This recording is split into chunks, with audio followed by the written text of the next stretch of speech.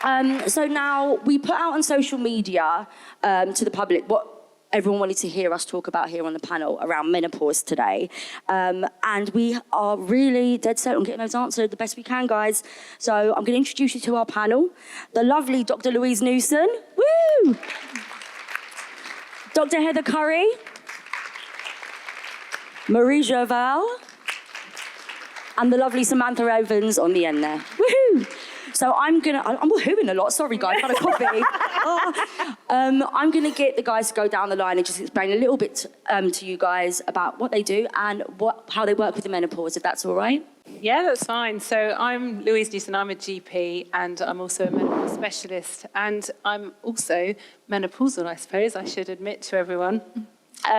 So I've as a GP, before I was a GP, I did a lot of hospital medicine. So I'm very interested in disease as well and disease prevention. So the more that we can get away from doctors, the better in my books. So I did a lot of hospital medicine, then I went into general practice, and I've always been very pro helping women who are menopausal. And then I realised a lot of my friends were getting antidepressants, and I couldn't quite understand why. And a lot of the work I do is evidence-based, or all the work I do is. So some guidelines came out, the NICE guidance, the National Institute of Health and Care Excellence guidelines came out in 2015, which were really good for us as GPs and as doctors and healthcare professionals.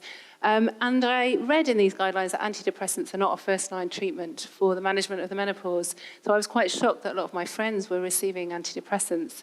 So I wanted to do more menopause work, but the NHS is really under-resourced for menopause care, and I couldn't get a job as a menopause doctor in the NHS.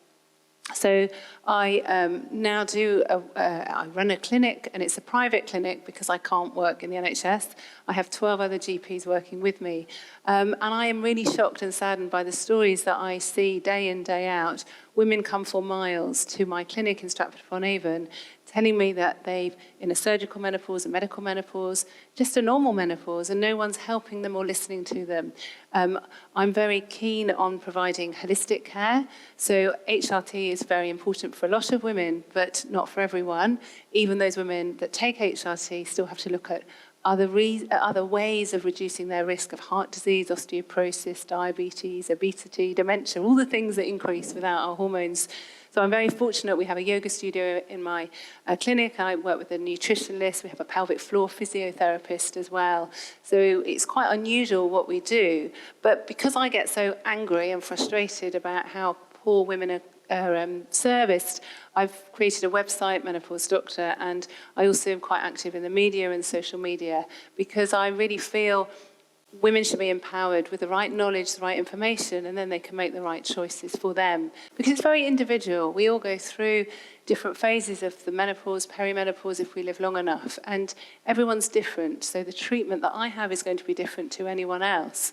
But at the moment, no one's really getting any information, let alone any treatment. So I spend my life banging my head against the wall.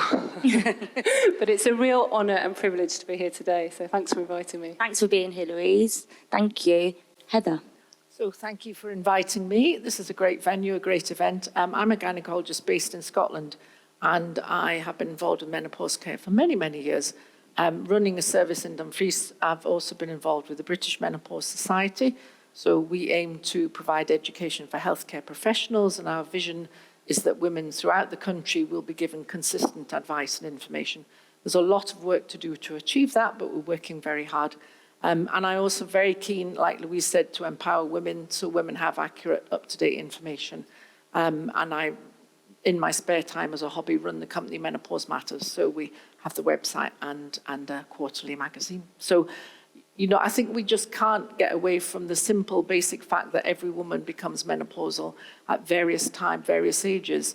And it's fantastic now to see that menopause is being talked about much more. It has a much higher profile. So that can only be good for women.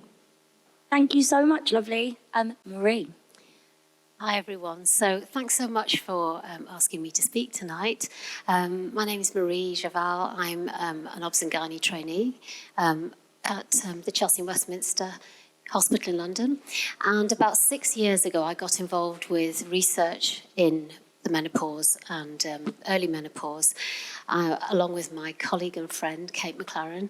And actually, surprisingly, or it might not surprise you, but even amongst health professionals, there is really a big knowledge deficit, which the more we worked in this area, the more Kate and I realised there's a lot of work to do to actually educate health professionals in this sort of slightly overlooked area.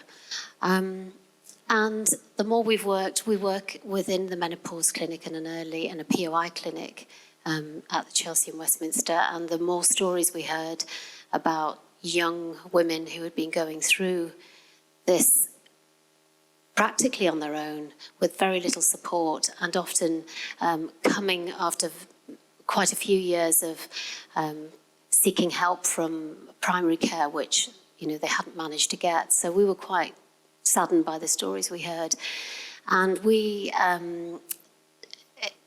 together tried to get the Daisy Network, which is a small charity that helps women with early menopause, and we've tried to kind of raise the profile and get it to be an organisation that can reach out to what young women need and want going through an early menopause for all kinds of reasons.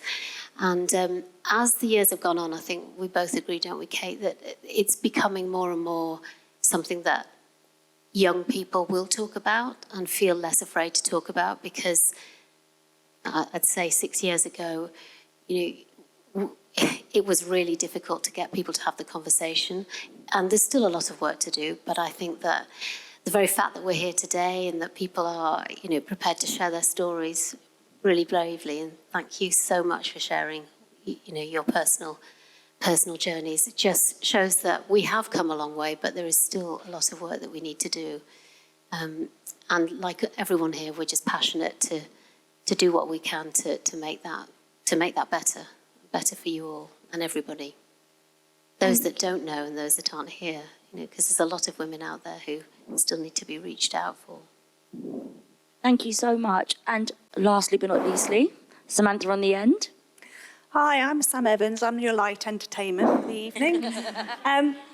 I'm the co-founder of Joe Divine with my husband Paul. It's an online sex toy retailer. We only sell skin-safe products, so that's sexual lubricants and sex toys.